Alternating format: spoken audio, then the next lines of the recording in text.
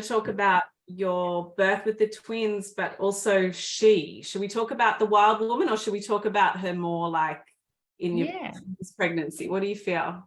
Well, yeah, I guess, I met her during Navy's pregnancy, and how did you meet her? Was it like in a connection with your body? Was it like in a place in your body? Is it a well, it definitely, it was during, doing the guided meditations through She Birth, but also to, and I met her, during the birth, and I, walked away going, wow, there's this really, strong woman inside of me, and this she, and I found it fascinating that you could, you just had to surrender to her, and there's this thing inside you that, you just have to surrender, and, she does the work. And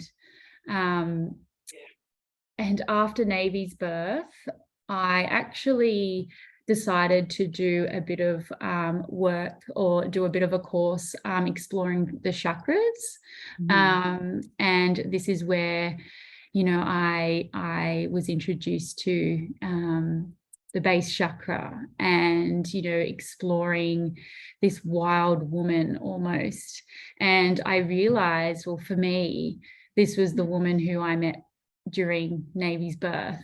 And, she was, a strong, strong female that, nothing fazed her, and she was an ox. And that was one of my mottos during Navy's birth, or both of my births, through each wave. I would tell myself, I'm an ox, I'm an ox. Wow. So it wasn't until, I explored her a little bit further, doing this course, that, I had this confidence of this, this female inside of me, this wild woman. What does she look like? What does she look like or smell like? Or is she just like an enigma? Or is she was, for me, I remember doing a meditation one time, and just this calm confidence, and just this smile that just, always said, the smile just seemed to say, like, nothing can affect me, nothing can impact me, and I know what I'm capable of. And I guess, I was excited to go through the pregnancy again. When we found out I was pregnant, I was just so excited to take that time, because life is busy, and there's something about doing the work through your pregnancy, and stopping and turning in, where I knew I was going to, be able to spend some time with her again, and go through that process. And, unfortunately, the experience I had with the twins, different, pregnancy, and my experience with the hospital, it was hard. There was a blur and a disconnect, and I really had to work extremely hard to keep listening to her voice, because it was, really blinded by, our experience with the hospital. And I think that because we had already booked in when we fell pregnant again, we had already booked in down the nest. I contacted Claire straight away, our Navy's midwife, as soon as I found out I was pregnant, and I was like, ready for round 2, and I was so excited. And then when we did the 6-week scan, and we found out it was twins, we were extremely surprised. Have a few beers that night, Andy? Yeah, it was a quiet trip down. It was just good her to pin drop. And the German Micah, the German the doctor that owns it, the practice there, and Corinne was laying on the bed, and because we actually joked about it with Navy's birth, we're like, oh, we have twins, we've got 2, let's go two for one type of thing. And then going in the second time for the ultrasound, the thought didn't even come into our minds. And then as you're laying on the bed, they hit the perfect angle. And Mike is like, oh, can you see that? And Corinne's like, can you see that? And I was a little bit further back. I couldn't. So I moved in really close, and she got the right angle, and it was really perfect, clear, like, two houses, 2 bubs. And I think I just froze, because then Mike has turned around, and like in his thick accent, it's like, Do you need to sit down? I think you need to sit down. Hilarious. And I was just stunned. We'll probably, tears, and then tears of joy, but also the unknown. And then it was a really quiet drive home, because we were just like, wow, it's actually, wow, we've got twins, and we don't have twins on either side of our family as far as we know. So it's a pretty special jackpot. But yeah, and then I contacted my midwife again saying, twins, oh my goodness, like, let's do this. And I actually didn't realize. She said, oh, no, there's no, home birth with twins. And I actually was completely unaware. And, I remember being confused, going, but I've seen, home births of twins. I've seen these footage, I follow, these wonderful, midwives. And I remember, going back on and looking at these videos, and then I realized they were overseas. Yeah. And I think that's when it all changed for me. That disappointment took the wind out of the sail. Yeah. And I almost didn't believe it. And I didn't understand why. And I even remember talking to Claire, my midwife, and like, is there anyone, like, can we, I heard there was an obstetrician that had retired down this way on the South Coast who was happy, would birth twins in the local hospital down here. And he had retired. I remember almost being in a panic, going, can we ask him? Like, do you think he can come back and, so we can birth the twins down here? And that's when you went to Shoalhaven, like the hospital, Shoalhaven, yeah. So Caesar is the option. Well, that's it. Yeah. So we've got, Maria Hospital, because the obstetrician who recently retired, who happily did twins, he was no longer there. So Maria wasn't an option.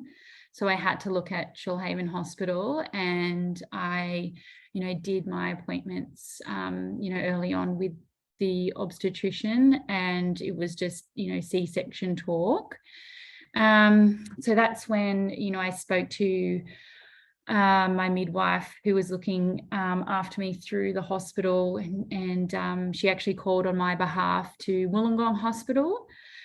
And she spoke to them, and I actually spoke to a midwife there at Wollongong Hospital myself, saying, I really want to have a vaginal birth with these twins, and also as, low intervention as possible with twins. And she couldn't guarantee me. It was pretty much, there was two obstetricians there. One was more likely to be happy to give it a go, but it really depended on, the positions of the twins. Yeah. And look, to me, as my birth went along, there always seemed to be one bub that was breached. Yeah. But it wasn't until, with twins, you have a lot more scans, monthly scans, and they ended up both being breached. And this is where I panicked. I think we spoke before that, though, right? Didn't we talk before that? Because I remember you freaking out about where and had that conversation about. Well, once actually I had that conversation with Wollongong Hospital, and there just wasn't that confidence there that I'd be given the go to have a vaginal birth. That's when, I reached out to you, and I said, I don't know what to do here. I feel like this was all going downhill, and I felt like I was losing control. And I was mad. I remember just having a lot of anger inside of me that my choice of how I wanted to birth was being taken away. And I was really impacted. I was almost, obsessed by it, but in a negative way. And I just remember just had a lot of anger and rage flowing through me. And I hated that, because that's not what emotions and chemicals, and hormones should be flooding your body, during pregnancy. And that's when I reached out to you, hoping, you could give me a bit of guidance. And I think I was just basically, saying to you, you're fine. You're going to be fine. This is just the next upgrade. You've had such a big like ascension program in the first birth that of course nature's like, oh, she can handle, she's done her master's now, we'll give her the PhD. In like Shakti embodiment. Let's step it up. She can handle it. Just like you said, Andy, when we came online, I'm doing good. We're not getting much sleep, but I'm married to super mama here. And that's it. And that's where, I realized that, this was the journey that we were blessed with. And the one thing I had control over was my mind and my mental state through this. So, that was moving forward, that was going to be the biggest challenge for me. So, and as we got closer, I was connected with Dr. Bissets, which, ended up being, I was very grateful because both girls ended up becoming breached.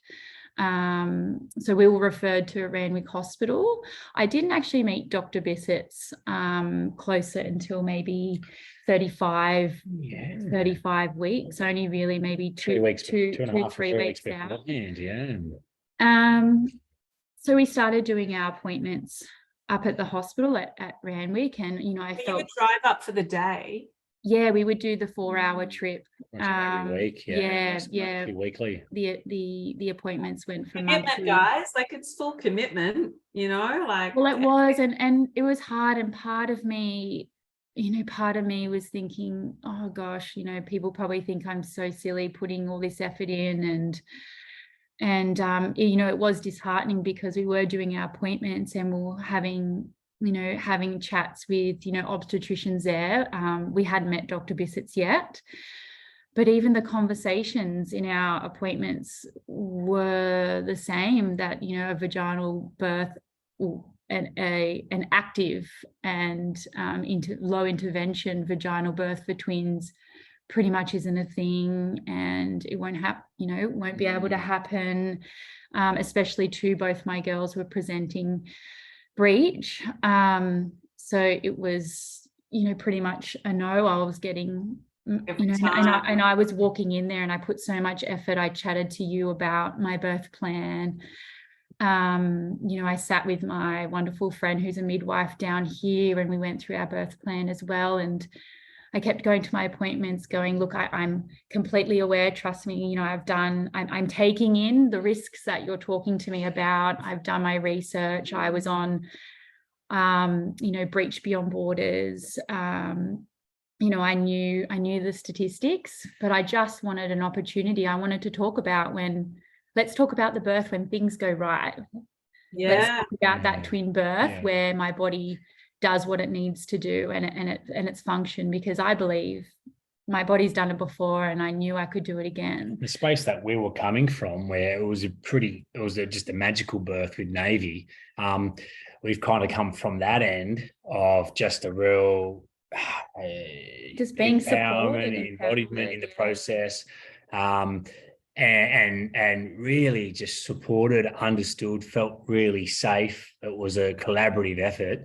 And then kind of thrown into that system because our choices, our choice of having a home birth with twins was taken from us, and that's, I guess, the way I'll phrase that. It's each to their own. I totally understand that. But for us, that option was taken from us, and that really knocked the wind out of our sails. Mm-hmm. And when we started doing the trips up, monthly, fortnightly, then weekly, a lot of those trips, we were going to stay at a friend's place up there on the night, just to, catch up with friends and whatnot, because we were pretty in our little nest down here, back down the south coast. A lot of times we would, Corinne would just jump in the car, cry, be bawling her eyes out. I'll be crying. And she's like, I just want to go home. And so we'll jump back in the car and drive 4 hours south again. And it was just not, a lot of those trips was not enjoyable. Like, it was highly stressful on Corinne, on me, on our relationship, and we just kept hitting our heads against the wall in a way, because we, a lot of the sessions or meetings or appointments that we had prior to Bissets, we felt, and this is our perception, that it was being guided down a certain way, And it wasn't really the way that, we wanted to, we know what Corinne's body can do. We want to give it a red hot crack. And we weren't supported that way in the beginning, I guess. I could put it that way. This is a hospital with a breech clinic and a twins clinic. Yeah. It's been established for over a decade. Yeah. And you're still coming out of your appointments crying because of this kind of risk approach that's being kind of dumped onto you. So what were they saying to you in the appointments? Like, what was the language? What were they going through? Was it just that repetition each time? And I felt like we heard the same thing. It was just kind of going through, all the things that could go wrong. We heard probably a couple of times, with the risk of like a headlock or something like that. Yeah, two twins kind of like but we had DA twins, so they had their own sac and their own placenta, and this is where, knowing the statistics, and we would ask for the statistics, sometimes we wouldn't always get it. So, I had to, do my own research, and I actually knew, obviously there is always that risk. And that is their job to obviously, have that discussion with us. So and this is it was our experience. And it's not putting any blame or anger on any individual people at all. This is just our journey, I guess, through that system. I kind of feel though like the whole point of a system is to be systematic and to, have an architecture amongst people and resources so that things flow smoothly. And one of the ways that things flow smoothly is that you keep a record of whether you've had the conversation with the people about what the risks are. Yeah. And you should have the stats there and present those as well. And if the couple has said, I'm comfortable with those risks, we would still like to proceed with attempting to move forward, then it's done. Tick box, not have to happen again. And so the system should adapt according to what your requests are, because the safety net is there. Sure, they're not comfortable with it, but that's their problem. I don't know. Why? I think this is what you were doing. You're really, and what I see a lot of she births do is like they demand better care, more respect for choices, and they're actually educating people in the system around how they want to be treated and what kind of birth they want. And I think this is like a grassroots kind of movement, and it can feel pretty tough and like you're alone.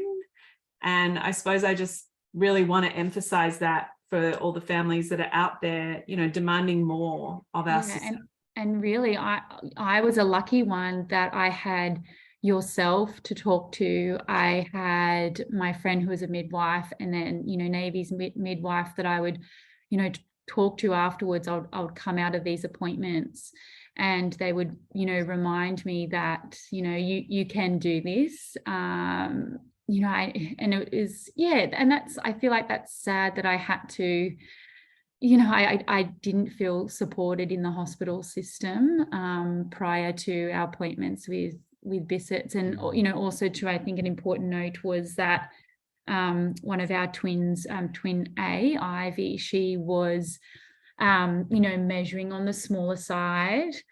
And, even though we, every appointment, we would have the ultrasound, and I'd have the amniotic fluid checked perfect. We would have the Dopplers, which is the blood flow between the placenta and baby, and the umbilical cord, would have that checked every fortnight, perfect, everything. There was no signs that anything could go wrong. But then there was this constant conversation, you're putting, the twin A being a small baby and having a vaginal birth, that's, a high risk there. And also too, I wanted to try and go spontaneously as well. And as we're creeping closer to, 35 weeks, 36 weeks, and I was aware that they wanted to induce at 37. and we're getting there. And I was like, but I feel great. You know, I know the bubs are fine. I feel great. Like, why can't I just be left to be?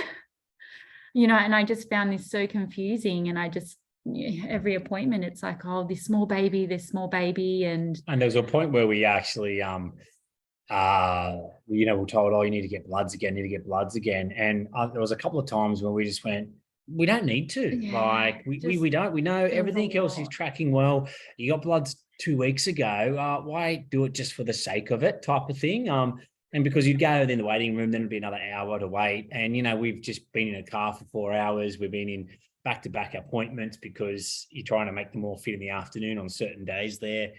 And because we're traveling, that's added more time. And so by the time we got to that, and I think we did it once or twice, and then we just looked at each other and we went, I think you called maybe one of the midwives and just said, do we even have to do this? Like, I just feel like a pincushion. And we went, no, let's just not worry about it. That's the thing. Do we even have to do this? People don't know that actually everything that's recommended within a system, you are not obliged to do. Yeah. They have no right to make you do that. Yeah. Or to tell you that you have to do that, or to use coercive language in the explanation of that. And it was very much like that. Yeah. And look, we even found out as well, you know, when they were talking about Ivy twin A being small, they plotted her on a graph, but it was for a singleton baby graph. And so we actually asked, and, you know, thankfully we just thought about it. We just said, oh, well, is there a twin graph? Does this exist? And we were told yes. And I said, well, can she be plotted on a twin graph? Oh, we don't use it. And I'm like, well, we're at a twin clinic. You know, really confusing, because it was all about a small baby. Like when Navy was, you know, 2.7. Yeah.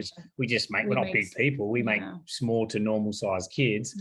And that was a lot of the coercive language around, oh, it's a small bub, you need to have this, you need to have this, it's high risk. And we're like, well, we have small bubs. All the tests that we're having and measurements are all she's fine. Healthy. Yeah, and then we found out she's growing. It was being, the size was being plotted on a singleton one, and at a twins clinic. And so there was some weird pauses in those meetings, because we're just like, we're just confused, you know, if they were measured on the actual twin graph, then that wouldn't have come across as a small bub, or high risk, as they say. So I know there was parts where we were a bit confused. And again, that was totally opposite to the birthing experience with Navy. It was just a complete flow. So that made it difficult and challenging.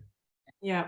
But and then, you know, thankfully, I think it was at 35 weeks, we finally got our appointment with Dr. Bisits, and the legend himself. And that was the first appointment from pretty much the beginning of my pregnancy and appointments with obstetricians that I didn't walk out crying, and I felt empowered, and just revived, and I felt back on track and in the mindset that I needed to be.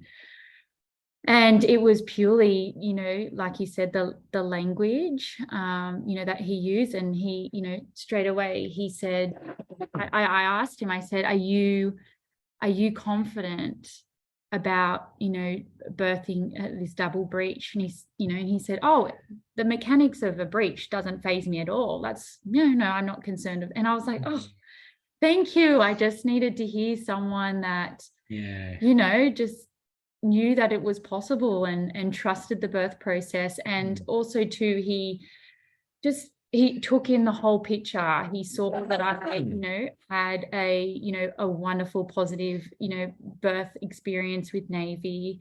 You know, he knew, you know, the work that I was putting in as well into myself. You know, the way Corinne could like converse with Dr. Bissets just from her research and her knowledge.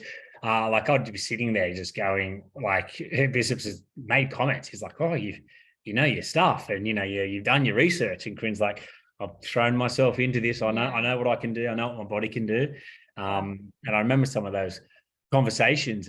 But I remember one of our maybe 1 or 2 sessions after with Dr. B, and I had a friend who he said, mate, make sure that he's the one going to be there, obviously in a public sector, because anyway, my mate encouraged me to do that. His dad's a doctor, and he said, just make sure that's happening. And I remember looking at Dr. B and just in the eye and said, mate, we're driving up 4 hours, 8 hours return with a bit of traffic just for you to see you, because you're the guy that is going through, that we've heard of, and that, you're encouraging us that, to let nature take its path and that it can happen.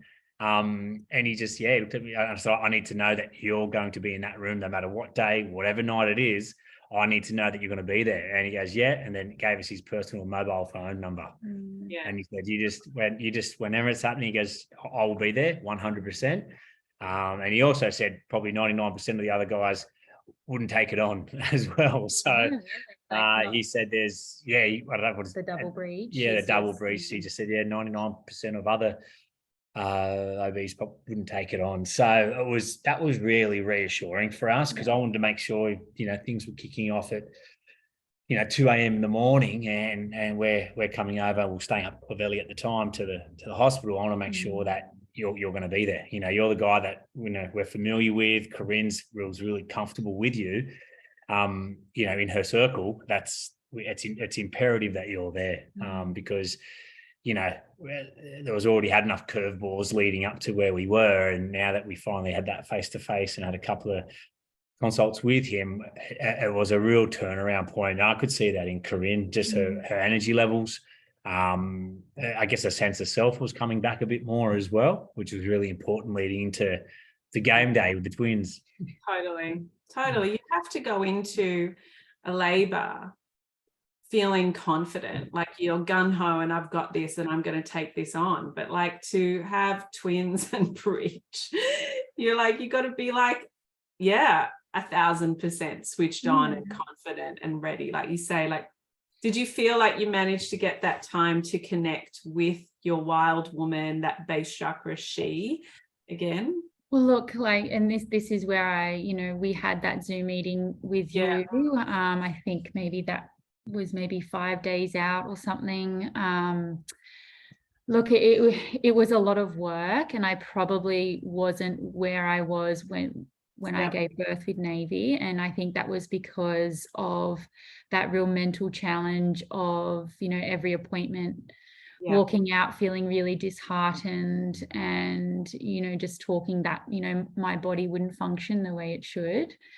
I found that, really hard. And like I said before, there was almost, just a disconnect between, myself and that she, and that I could do it. And that's when, I reached out to you and we had that meeting. And I really needed to work hard. And, as we spoke about, the things that I could do to really help with my mind frame, because, I was, I experienced that with Navy's birth, is that, when you have that really strong, confident mind-body connection, it's so important, going into the birth and getting through the labor. So I was really worried that, the stress, also the impact on my body, and not being as focused as what I know I could. So, after our chat, we spoke about, really taking that time to, meditate, get back into that meditation. And to be honest, a lot of that was thrown out the window because I was so disheartened.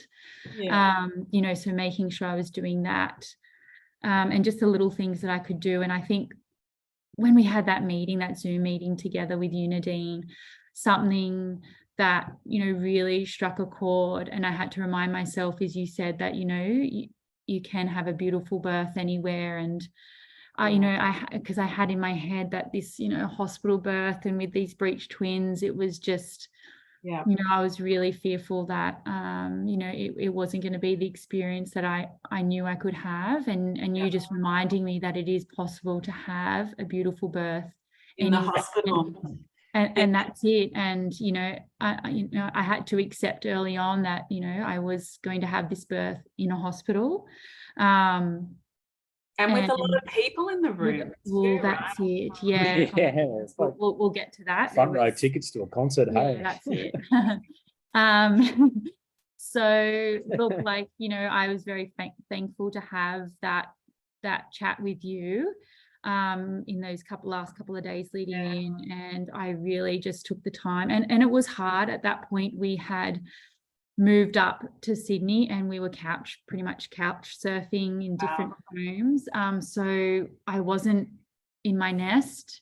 Yeah, that's so hard. Do you know how hard like people who are listening, like who are pregnant, like I bet you they can't even imagine that, because like for that first time especially, like your nesting is so important. And I couldn't nest because I was in, we'll think some of them were our friends' homes, but others were, friends of friends that heard our story and they were away, for the Christmas holidays. So they just, contacted us and opened up their homes to us. So it was Andy and I had to have Navy with me, of course, because, I needed that oxytocin. I knew how important that was. And I didn't know how long we would be, waiting around in Sydney for. So, and then, we had my mum with us too. So when the time came to go into hospital, someone had to, look after Navy.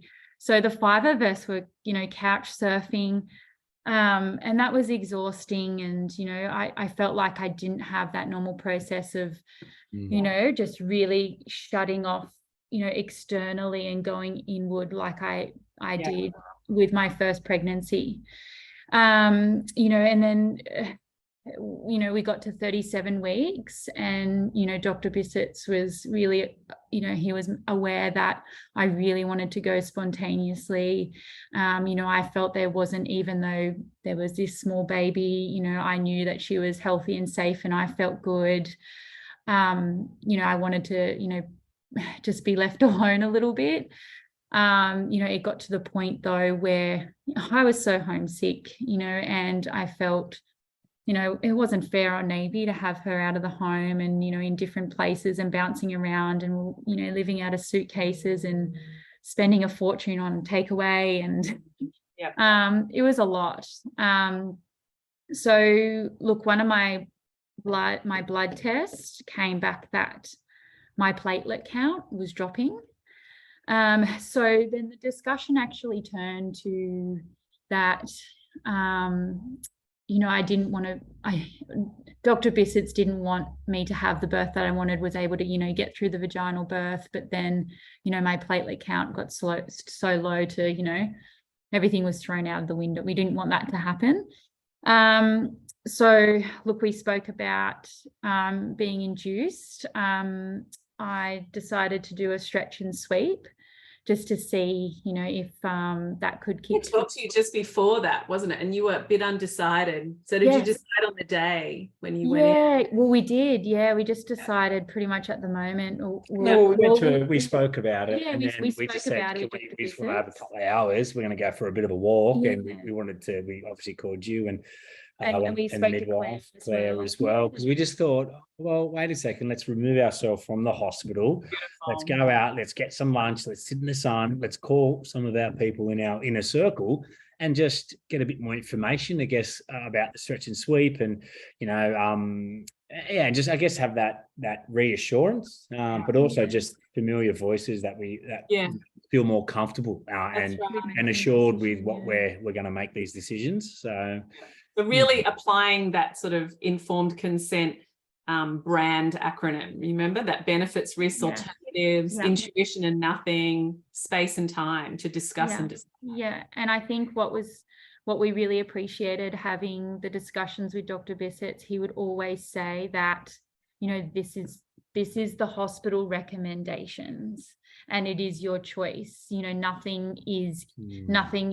When we booked to have the stretch and sweep, he would say, this is only penciled in, and it is your discussion. And it was really nice to just have that support. And there was no coercion or anything. It was, hey, we can put this in, and if you want to have it or not, that's great. Just have a think about it. Get back to me when you need to. It was really, we really appreciate it. Yeah, really appreciate it. And it was just he was just his language and just so supportive and calm. Yeah, and as he said before, as Corinne said before, when we asked him about twin breech, he goes, "No, mechanics are there. The body's built for it." So it was that helped us feel. And a bit again, more that was him giving me the power back to me, and That's he knew, right. and I openly said to him that, I'm really uncomfortable in this hospital system, and he sensed that, and the nerves and everything that was happening inside my head, and just the way he the way he would deliver things, and the way he would say things to me was really giving the power back to me and making me feel like I had control over my birth. And to be honest, I didn't feel that I had that control all the way through the pregnancy until talking to him near the end. So look, I decided to give the stretch and sweep a go. And we went down to, we had that in the morning, and we took Navy down to Clovelly Beach, and just tried to relax and see what would happen, and things started kicking off. Oh wow. That night. So I just was hopping in the warm shower and trying to relax, and I wanted to make sure that things were progressing as much as possible before I gave Dr. Bissets a call. So I did wait till I felt like the waves and had a quite a bite to them, or I shouldn't say it like that, but just that extra level of intensity. So I gave him a buzz. I think that must have been maybe 3 or 4 in the morning, saying, I think, I'm getting there. So we met him in the hospital. Oh, but before that, as soon as I got in the car, of course, they slowed down. And, I got to the hospital and they pretty much stopped. And I think, what contributed to that was getting there and, being strapped up with the monitors, and as much as I was trying to stay within myself, I found it, for me personally, I just found it impossible with that. And I know having a twin birth, there's that next level of monitoring. I had 2 monitors for each bub, and then another monitor for something else. It was a lot. And coming from, again, where we were with Navy, where it was just absolute no intervention, left alone in the dark. It was straight to this experience. It was pretty confronting, and it was pretty full on. And I knew that would happen. And that's the discussion that I had with you leading into this, is just that, really trying to focus and stay inward as much as possible. And Dr. Bissets, he came in and he could see, I said, these contractions have stopped, and, he left, and he just said, look, just let's give it some time. And he left the room, and 2 minutes later, I said to Andy, I think he must have said something, because a midwife came in and just started taking everything off me. Wow. And she said, look, we're just gonna, no one's gonna come in the room, and we're just gonna let you be. So I really think he just told everyone, just leave this girl alone. And that's him just kind of, reading the book. One of his skill sets is just to read the room, to read what's going on, and didn't even say anything to us. And then it all kind of, just slowed down, and it was good. Yeah. So that was nice. And just to have, it was pretty much until midday, and he would pop in. It was literally just his face then I would see, and just one other midwife, where beforehand, first coming in, there was multiple people coming into the room. Yes, that's it. So that you've never seen before. That's it. So that was kind of nice, just to have just two faces that I would see. And the head midwife there of the birthing unit was absolutely wonderful. So as we got to the hospital, they take your bloods, and it actually came back that my platelets dropped again from the following week, and that's where we had the discussion. Dr. Bissets came in and said, look, like, they're actually at the level now where if you were to do this birth and you got the birth that you wanted, but you need to be able to clot, That's what your platelets are for. And, they're getting it to the point where it's going to be dangerous, and you don't want to get to that point. So we had a discussion, and that was pretty much, I didn't want to do the work, and I put in so much effort to make sure I was, in a place that supported me, and, with people that believed in me to, then get through, and, things go downhill. I didn't want to be whisked away and separated from my baby. So look, I said to Dr. Bissets that, let's get this moving. Yeah. So, he said he would come back and he would break my waters. So he came back, a couple of hours later, and it was, time to break the waters. And we did that, and it all pretty, kicked off within, I think, half an hour. Like he was ready to start coming through. Yeah, that's it. So look, and you know what, it was almost a relief, and that's where, I knew it was the right decision. I wanted to keep myself safe, as as well as the babies. So that was 37 and 4 days. Yeah, it was a relief to get the ball rolling. And look at, just I guess that was a different experience as well, having the waters break and having it, escalate, and the surges become strong, in quite a short amount of time. And that's one thing we have to just tell people who are listening, is that you requested no epidural, whereas the standard practice is that when a woman is induced with twins, or where she presents in labor with twins, on arrival, on presentation, she is given an epidural line, and therefore that's it. And I'm sorry, we forgot to say, and it's just make it clear, like that is a really big thing to push back against. It was pretty much really and that was one of the main things, is that with twins you have an epidural with the twin birth, and that was like textbook for the first couple of meetings prior to Bissets, and we're just like, you don't want it. Corinne doesn't want an epidural. She wants to. She wants to go without the epidural and give it a really red hot crack. So and I do actually remember the appointment being told, it's just a standard thing with a twin birth that you have an epidural. And I said, does that mean I can't stand and have an active birth? And they said yes. And that's when I broke down, because that's all my hard work. That's the part of the work, the process. That's the mind-body connection. Like that's listening to your body and moving and feeling your baby and intuiting. So much to be told that whole and to be told that was always going to be taken away. Like I just didn't believe that, and that was really disheartening. So thankfully Dr. Bisits trust that I could do it without the epidural.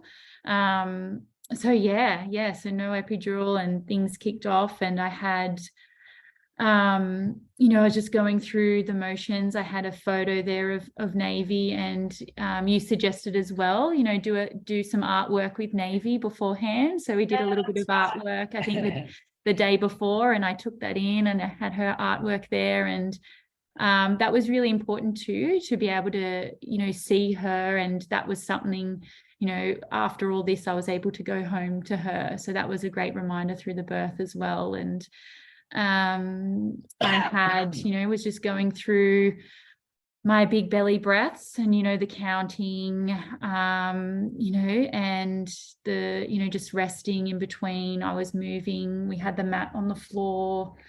Wow. So just trying to, contemplation of twins without an epidural is so good. Like a twin's on the floor, like it was an absolute beast mode. Hey, I was just like, wow. I probably like beast mode. Beast mode. Yeah. You just turn in, and it was. See, it was always there, and that's it had a really shitty was. time in pregnancy. And she knew what to do. She knew what to do. And it was funny, as soon as I felt the surges starting to vamp up, it just I just closed my eyes, and she just stepped up to the table and kind of just guided me through, so it's just doing the breathing, moving around. I was really thankful to have the head midwife at the birthing unit. She actually was meant to finish her shift at 3 o'clock, but she stayed around, and she was just, amazing, and just this, unplanned person in my circle. As well, we had our photographer. Yes, I had that feeling. I have to tell people that, like, after I spoke to you that last time, a few days before you went into labor, I was like, I woke up one morning, I was like, you have to have photos, like you have to have a photographer. And then we reached out to our doula service and gave you 3 options. And it was just so perfect, right? That she was like, your doula as well as the photographer on the day. Yeah. And look, Lauren was absolutely, like, we hadn't met her before. We chatted on the phone, I think the day before. Yeah.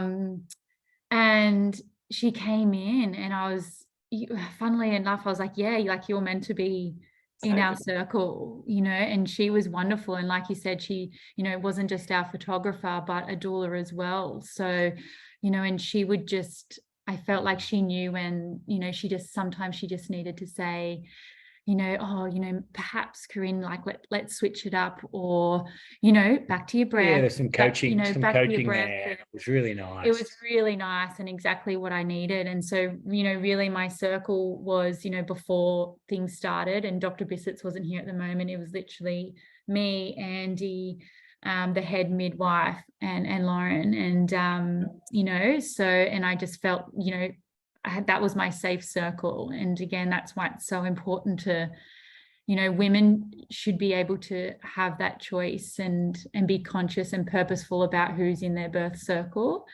And, I remember things, vamping up, and I put myself back on the toilet. I was just almost reliving,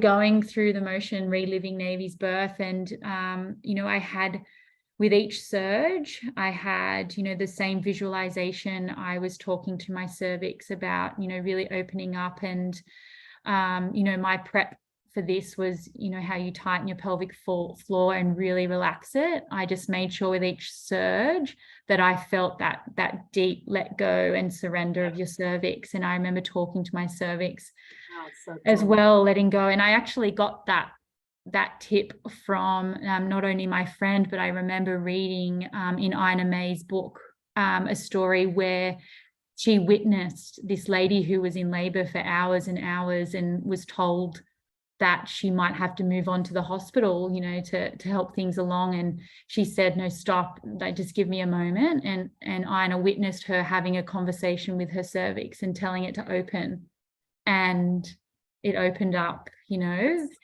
And that's where, like, I'm such a believer and such an advocate of just doing this work, and to talk with your body, learning to connect. And that's it. And your body can listen. Yeah. And I witnessed that with Navy's birth, and that's why I knew I could do it again. And so with each contraction, just talking to my cervix and feeling it open and telling it to open and relaxing and letting go. And then my mantra again was, I'm an ox. And especially when I got into the active birth, I was right in there on the toilet. And I did, I noticed there was maybe 1 or 2 contractions when I didn't say those mantras, and I didn't shut down and go deep and feel myself opening up. I would go into a bit of a panic, and my breath would be out. And I'd have to remind myself, in between the surges to, just keep at it. And you had the comb, the TENS machine. And I was getting exhausted by this point. And I think, I felt like I needed something else. And the midwife actually, recommended, did you want to try the gas? Which I think it was helpful in the way that it just helped me keep my breath. Yeah. So that was quite helpful. Again, I had a little bit of a feel, and I could feel, something was there. And so Dr. Bissets came in. And yeah, he said it was time. Was a bottom. Was it a bottom? Yeah, no, that's it. And that's why it was just such a different feeling. Full pike. Yeah, that's it. Yeah. She was in Frank position, which is, bottom first and feet up. So, Dr. Bissets came in whilst I was sitting on the toilet, and I said, this is, it's happening. And, the midwife, I asked her, like, can you just have a little bit of a look just to, I don't know what I'm feeling, just to double check. And she said, yep, we're here. And, so yeah, Bissett said, all right, let's do this. And he told us in advance, he said, look, it's really effective, with Breech, to try the birthing stool. Let's give that a go, which I was happy to do. So, Bissets, like, strangely enough, he didn't touch me the whole time, especially with Breech, it's all, hands off. That's right. So he actually guided Andy to sit on the side of the bed, and we had the birthing stool on the side, and I propped myself up. So pretty much in a deep squat position. So my heels were on the birthing stool. Oh, wow. So very deep squat. Even looking back, I actually looked at the photos the other day, and I was like, how did I hold that position? It was all the yoga. Andy, you were kind of supporting her, and your feet were where normally your bottom or sit bones would be. Yeah, that's it. And Dr. Bissets actually said to Andy, when Andy could feel the contractions starting up, he actually guided Andy, or asked Andy to lean forward and to push his chest against my back, just to help me with, leaning forward. And the two handles on the side, I was holding onto there. So when the contractions kicked off, then I would pull myself that way, and that would push down on Corinne. And obviously, that helped with, the breech position of the barber, making them come through smoothly. So, we did that, and her bum came through, and she actually came through so quickly. I think there was that bum, and then the break, and I wasn't sure, my goodness, how many more contractions, but it was literally with that next contraction, she just came through. And she was popped up on my chest, and did she hang for a moment with her head inside and her body? Yes, that's it. So her bottom came through, and I think she got to the point where it was just her head inside and just hanging there. Obviously I couldn't see anything, but the photos are just next level, just crazy. And she came through, and the midwife caught her. Can I just say, who caught her? Wasn't it Caitlin, our She Births educator, was in there? No, she was there. No, she was taking the photos. I don't think she did the photos. No, no, I don't think she caught her. No. I think it was the midwife. I think it was the midwife, but it was pretty bit of a blur that period of time. I just have a feeling like Caitlin, our midwife, for the first baby, when she registered as a midwife, was Breech, but I wasn't sure if she was at your birth, but I wasn't sure if she caught. Right. No,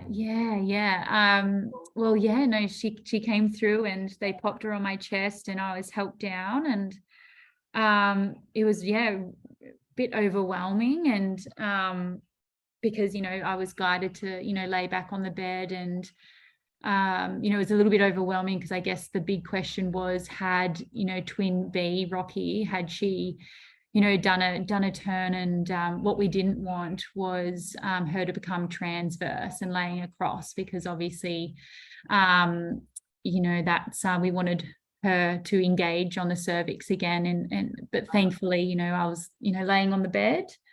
I had Ivy on me, and I wanted that really important to try and get that oxytocin going again to help with the contractions. And sorry to pause, but you might have to get Mum to, or Rocky, or do you want to grab her? Sorry, one of the babies. I'm not surprised. We've been on for like over an hour and a half. Well, I did have a good word to them that we were chatting to you today. So Dr. Bisits, whilst I was laying there with Ivy, they did the ultrasound just to see where Bub 2 was laying, and thankfully she was still, breached. So she was in a great position to get back up. It was in my birth plan. I really wanted to be left, and just to see if, I really wanted my contractions to start again, on their own. But the conversation was that I did tear a little bit, and I think that was due to, that deep position squat that I was in, or I feel like that could have been it. And I guess with the concern with my platelet count being so low, he said, look, we're really at a point where, you know, we don't really have time on our side anymore. Oh my goodness. The this is the cutest. This is Miss Rocky. Hey, Rocky. Hello.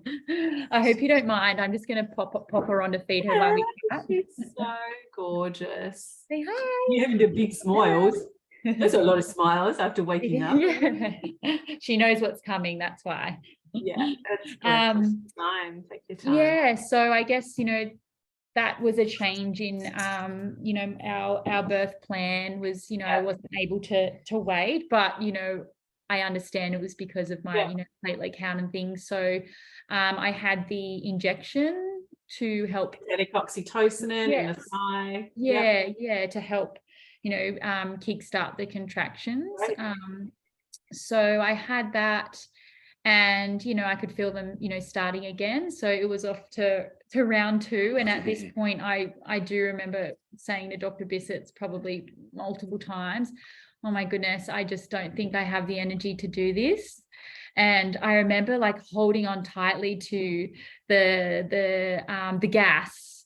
And he said, no, Corinne, no, like, let go. Like, this is all you, like, you've got it. You've done like, you know, twin A, Ivy's here. You know, this is all you've got this.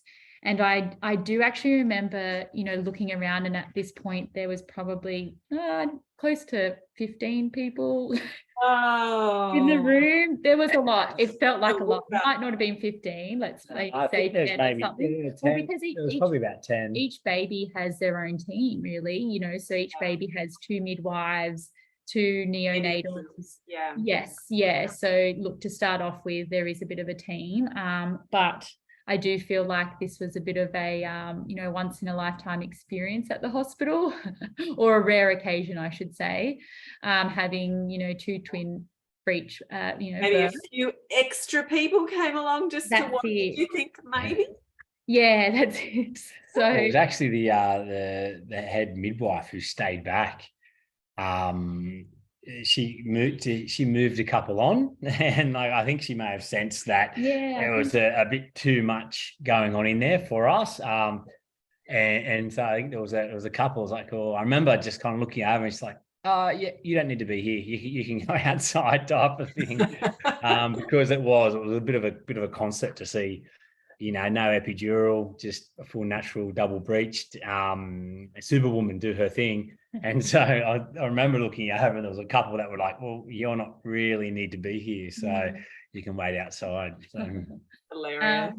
So look, and at that point, you know, Andy, I handed Ivy over to Andy, and but then, you know, obviously I needed Andy to be part of, you know, the process to help me with the contractions and get through. And so, you know, we handed Ivy over and took our position again on the birthing stool. And I think it was possibly maybe, I don't know, I would have to say maybe like 4 contractions. Rocky was a complete breech. So you know, the pictures of her, you know, her feet, her bum and her toes poking through is pretty amazing. And I just remember just not having any energy left at all, but the only thing that could keep me through was just telling myself I'm an ox, and we're here. And I just remember, like, I don't know, like I could have been saying that out loud for all I know. I just remember almost just yelling that mantra at myself, you know, internally, just to get me through. And she came through, and just, it was just a pretty amazing moment. And just that, oh my goodness, like, we're on the other side, and we did it. Wow. We did it. Yeah, it was just amazing. I just almost, a part of me, you know, going into this, you know, I knew I could, but unfortunately there was just a lot of this doubt placed on me. And, you know, when she came out, I was so happy. And I just remember looking at Dr. Bissets too, and I swear he was just like a proud father moment. You know, and just it was just really beautiful. And you know, we hopped on the bed, and you know, both girls were, you know, placed in my arms, and yeah, I was just so proud. And I just remember saying like, yes, like I did it. You're a superstar, like full superstar, like fully total rock star. Thank you. I mean, yeah, I mean, I feel like the name Rocky, like it just sort of, I know there's like an Italian kind of, what's that name? Because to me, it's such a strong name. Like I think of like. It is. Well, I think for us, like when we came, we always knew Ivy would be Ivy, and she was always our little Ivy, because we knew she was the smaller bub. But you know, with Rocky, we came across that name, and there was just something, just I guess, yeah, like you said, just something really just unique, strong woman vibe. Totally. You know, that we were getting from that name. And we had a couple of other names, but we just, you know, a couple of days later, we just, there's just something about that name that just really resonated with us. And I think, yeah, like you said, just that really just strong, independent to it. Yeah, it's really strong and independent. And you know, I just feel like the names of the girls, because of course the children, like there's nothing wrong with like having a bit of rage, I think, or our grief and all these feelings. Actually, when we tune into our babies when we're pregnant, they're normally totally fine with it, but at the same time they're learning from it. Yeah. And that's what I feel like. I was really worried about that too, because you know, I know that babies can sense you know, what we're going through, and that's what I was really worried about as well, that you know, I was exposing Ivy and Rocky to, you know, a lot of anxiety and stress, and you know, and that's why I really wanted to do this for them as well. You know, I wanted to give them that rite of passage of, you know, doing this birth the way I wanted. Yeah, it was for them as well, you know, and I'm just so thankful that I didn't stop, and I advocated for myself, and I was able to surround myself with people that allowed, you know, this birth to happen, you know. Absolutely. Oh my God, am I going to meet Ivy now as well? Oh my goodness, you're so cute. Look at you. So they're very much chalk and cheese. They're very different to each other. What size was Rocky when she was born? So Rocky was 2. Miss Smiles, Ivy. She'll smile at like a fly on the wall at anything. So Ivy was 2.69. Yeah. So that was at, you know, 37 weeks and 3 days, and Navy at you know, 2 days off 40 weeks was 2.7. So they were really close. And Ivy was 2.4 or something. 4.9 or something. Yeah. So, you know, she was on the smaller side. But you know, she was healthy and happy, and we knew that, you know, and and look, like they were great. I was a little bit concerned as well, you know, how they would go coming a little bit early, and that's why, you know, I wanted to kind of push against the system and, you know, going beyond 37 weeks as much as I could, you know, because I knew, you know, every day is that, you know, that extra day of maturing. You know, and you know, I wanted to have, you know, as much as I can, a positive impact on the feeding afterwards and things. So look, it did, I felt like, you know, the twins coming at 37, although I know, you know, we are told that they are considered at 37, you know, full term and mature. I felt like it was a little bit of work in terms of the breastfeeding, but we got there, and yeah, we're doing great. You know, it's a huge learning curve having one bub and being able to, you know, take turns and tag team. And with twins, there's no tag teaming. Whole new ball game. We're both on. Whole new ball game. But yeah, look, we're here, and look, now they're, you know, 5 months, and they're thriving. And look, I look back now at our experience, and I'm really proud of myself that I stuck to my guns, and I worked hard, and you know, search for the right people to be in my circle. And yeah, I feel like I'm sure I was annoying some particular people in the hospital system, but you know, if I didn't, I feel like, you know, our story would have been different. Yeah, amazing. Oh, Corinne, just like, it's just mind-blowing. It's just so awesome. It's just everything that you've just done, the inner work and the outer work, and it's all just come together. And I was just going to say about the girls' names, I kind of feel like there's this duality, this beauty in the two names. Like Rocky is really strong and independent and unflappable, kind of unshakable energy. But Ivy is like how you were in the system, you know, like Ivy just kind of creeps on in and she like takes over a whole wall before you realize it. Like she's just like taken over that hospital space and she's got what she wanted, you know, and making it all green and beautiful. And that's it. And that it's almost feminine like and that masculine, really both, you know, that's what you did so beautifully together, all of you, you know, really beautiful. No, and you know, like you're right. I think, you know, they are almost, you know, the picture of, you know, the dance that happened within myself as well, and you know, the story of, you know, how they got here. Yeah, amazing. Thank you for sharing. Is there anything you want to say, Andy, to the dads out there or families out there? Oh yeah, I think.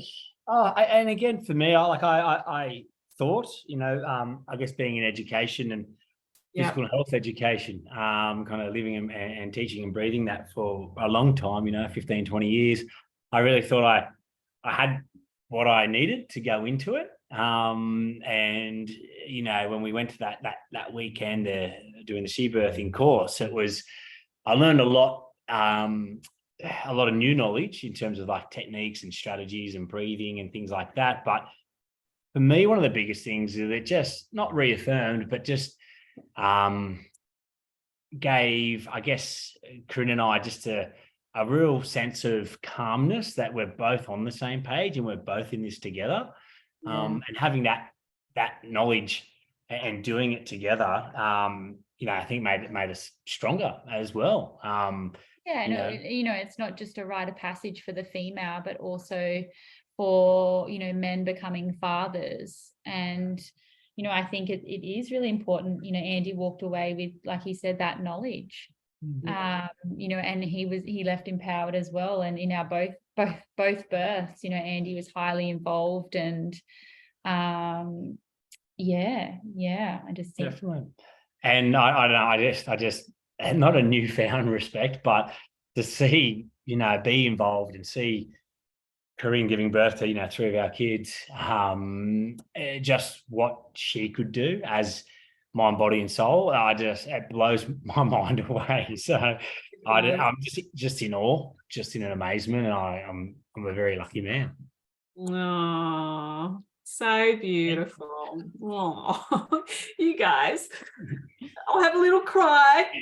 I wish I was there to give the babies a cuddle. They're so cute. I know, it would have been great to see you before we left Sydney. Oh yeah, you guys did a quick turnaround as well. Hello, we were just keen. Look, I think we were in hospital for like maybe 4 days, and we were just keen to get home. So, but you know, being in the hospital, we would have people, you know, midwives that would pop in and say, oh, hi, you know, I just wanted to come in and say, you know what, we heard your story and your birth, and, you know, thank you. And you need to get your story out. And, you know, this is why we're here. And I had one midwife say, you know, she, you know, changed hospitals to work with Dr. Bissets, you know, because he's such an advocate for, you know, women having choice, you know, in their birth. And, you know, she said, you know, I remember her saying, you know, you have to get your story out. And, you know, it was really awesome what you did. And I